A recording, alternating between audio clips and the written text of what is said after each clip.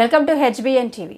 6 గ్యారెంటీలను అమలు చేయాలని ప్రభుత్వాన్ని డిమాండ్ చేస్తూ సిపిఐ న్యూ డెమోక్రసీ ఆధ్వర్యంలో ఎల్లాపురంలో జోగ కాంతారావు అధ్యక్షతన సభ నిర్వహించడం జరిగింది. ఈ సభలో సిపిఐ ఎంఎల్ న్యూ డెమోక్రసీ రాష్ట్ర కార్యదర్శి వర్గ సభ్యులు ఆవునూరి మది మాట్లాడారు. ఈ నెల 20న 6 గ్యారెంటీలు 420 హామీల అమలుపై చలో హైదరాబాద్ కార్యక్రమాన్ని పార్టీ రాష్ట్ర కమిటీ పిలుపునిచ్చిందని, విజయవంతం చేయాలని ప్రజలకు పిలుపునిచ్చారు. ఎట్టి నరసింహారావు, చంద్రకళ, చంటి తదితరులు కార్యక్రమంలో పాల్గొన్నారు. కార్యక్రమానికి రాష్ట్రంలో ఉండేటువంటి ప్రజానీకం అంతా కదిలి రావాల్సిందిగా పిలుపునిచ్చింది. ఈ పిలుపు ఉద్దేశం ఏమిటంటే, కాంగ్రెస్ ప్రభుత్వం రేవంత్ రెడ్డి అధికారంలోకి వచ్చే ముందు మనకి 420 గ్యారంటీలు వాగ్దానాలు చేయటం అనేటువంటి జరిగింది. వాటిలో 6 గ్యారంటీలు ఇవ్వటం అనేటువంటి జరిగింది. ఆ 6 గ్యారంటీల్ని నేను అధికారంలోకి వచ్చిన తర్వాత 100 రోజులలోనే అమలు చేస్తాననేటువంటి చెప్పాడు. వాటిలో రైతు రుణాలు ఏవైతున్నాయో 2 లక్షల రూపాయలను మాఫీ చేస్తాననేటువంటి చెప్పాడు. అట్లాగే రైతు భరోసాని 15,000 రూపాయలు ఇస్తాననేటువంటి చెప్పాడు.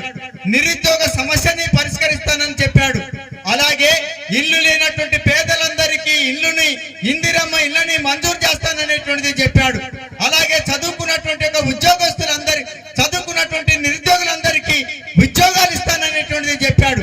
ఇట్లా ఉద్యోగ సమస్యని పరిష్కరించలేదు, నిరుద్యోగ సమస్యని పరిష్కరించలేదు, రైతు సమస్యని పరిష్కరించలేదు, అలాగే విద్య సమస్యని పరిష్కరించలేదు, వైద్య సమస్యని పరిష్కరించలేదు.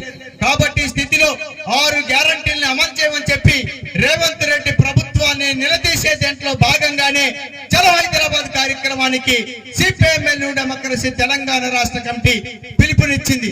ఆ పిలుపులో భాగంగా ఈ రోజు ఎల్లాపురం గ్రామంలో మనం ఈ సభని జరుపుకుంటున్నాం.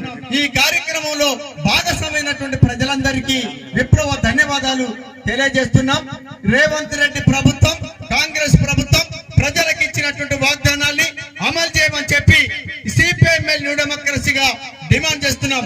ఈ విధానాన్ని కనుక అమలు చేయకుండా ఇట్లాగే మొండి వైఖరిని అనుసరిస్తూ గత కేసీఆర్ లాగానే వ్యవహరిస్తే మాత్రం గత కేసీఆర్ ప్రభుత్వానికి ఏ గతి అయితే పట్టిందో రేపు రేవంత్ రెడ్డి ప్రభుత్వానికి కూడా అట్లాంటి పరిస్థితి ఏర్పడుతుంది.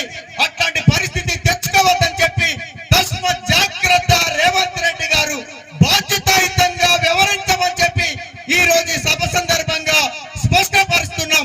ఈ కార్యక్రమంలో పాల్గొన్నటువంటి మీ అందరికీ విప్లవ ధన్యవాదాలు తెలుపుతూ ముగిస్తున్నాను.